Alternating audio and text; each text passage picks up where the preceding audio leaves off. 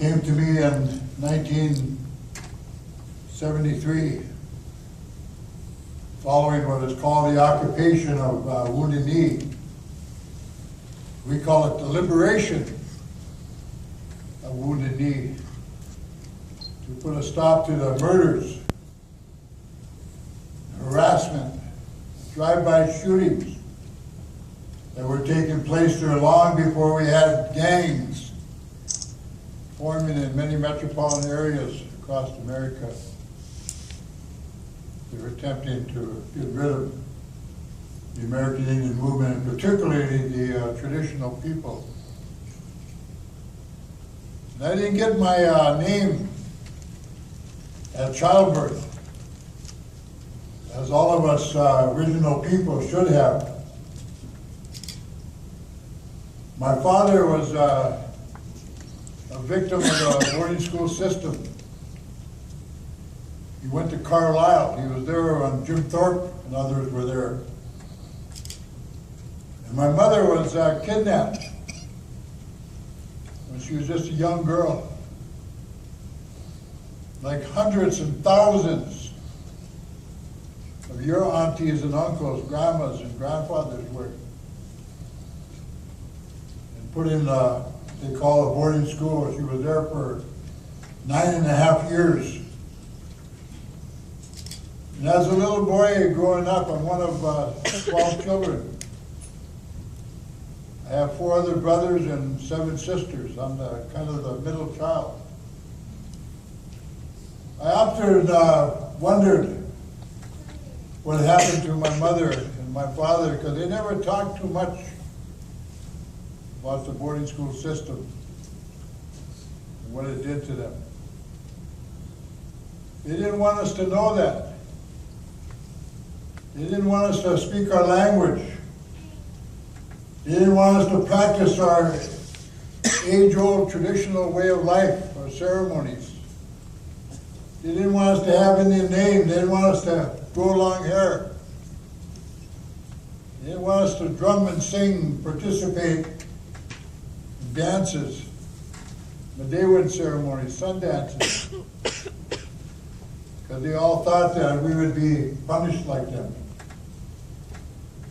And when I talk about my mother and talk about my father, I'm talking on behalf of all Native people here in the Western Hemisphere. Every one of you are victims of what they did to our mothers and our fathers. I used to remember as a little boy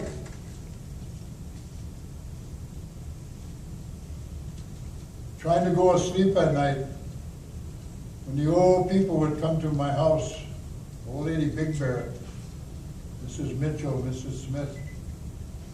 They'd think we're all sleeping. They would greet one, hear the knock, and they would greet one another in this strange language. Then they would tell stories, thinking that we're all sleeping upstairs. But I'd be awake listening. And they would laugh so hard, sometimes they would fall right off their chair.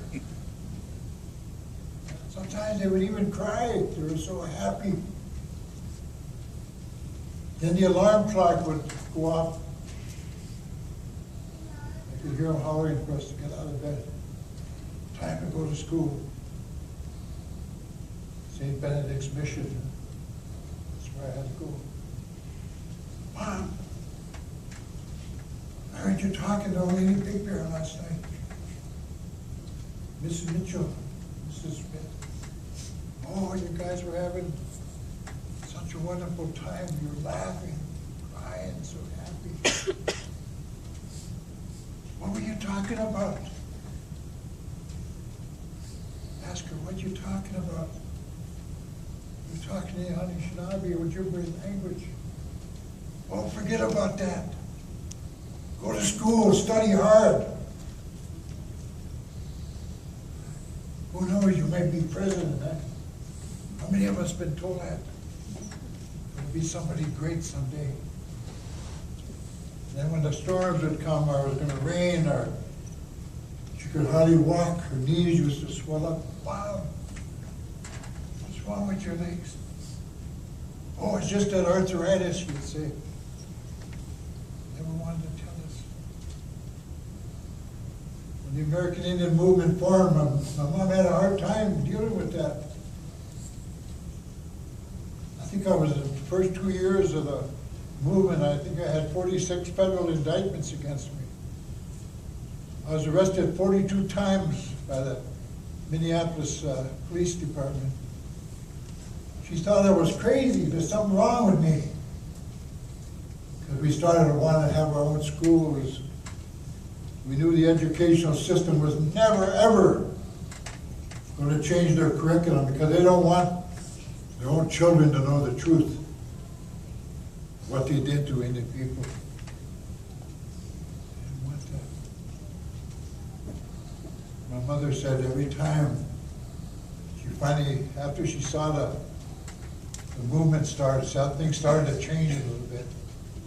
Had a powwow, first powwow in years. Didn't allow no alcohol in the door. Didn't allow alcohol around the drum. My mother said, "Why are you doing that? Forget about that. Huh? Think about the future," she'd tell me. And I had to tell my own mother, "Mom,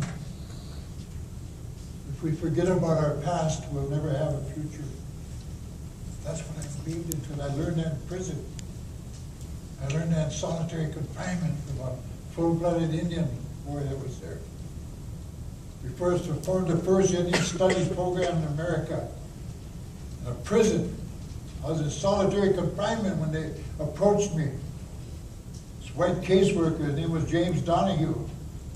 Social worker, all the Indians, for some reason, they all kind of gravitated toward him. He had all the Indian inmates under his tutelage, guidance. When he was a little boy growing up,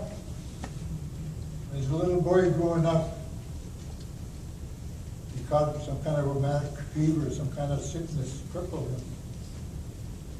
His parents used to bring him comic books and stories about Indian people. He fell in love with Indians. And he must have figured out, I didn't notice what was going on. I was in solitary confinement. I had totally given up. Suicide, thinking about suicide.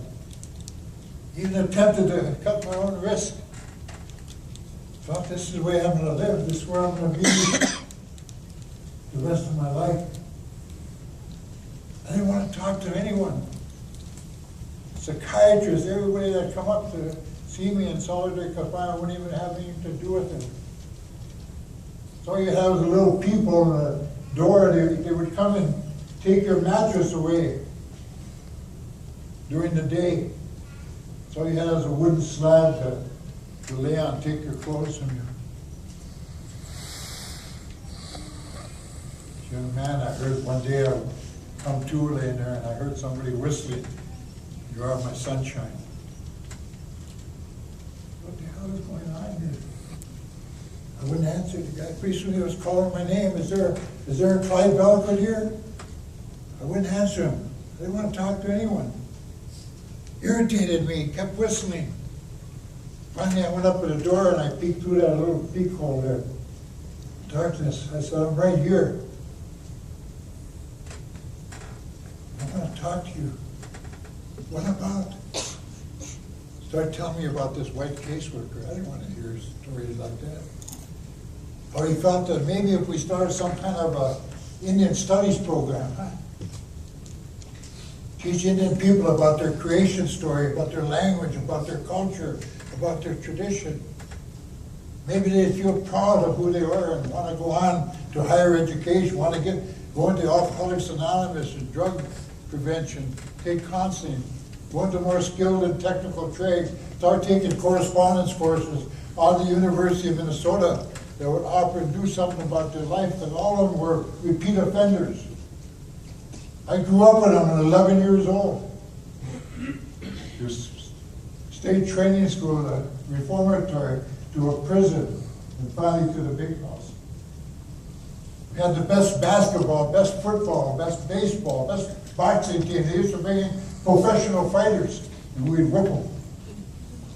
Indians excelled in sports. And I was always the one that kind of organized them.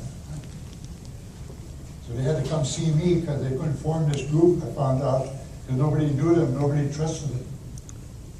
So they asked me if I would become the co-chief of the Indian American Culture Program.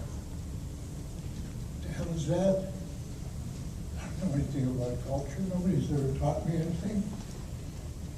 So all I learned when I was a kid that some guy in high heel, black patent leather shoes, little white nylons up to his knees, breeches on, little white ruffled button shirt, blonde wig, rouge on his cheeks, was supposed to be the father of our country.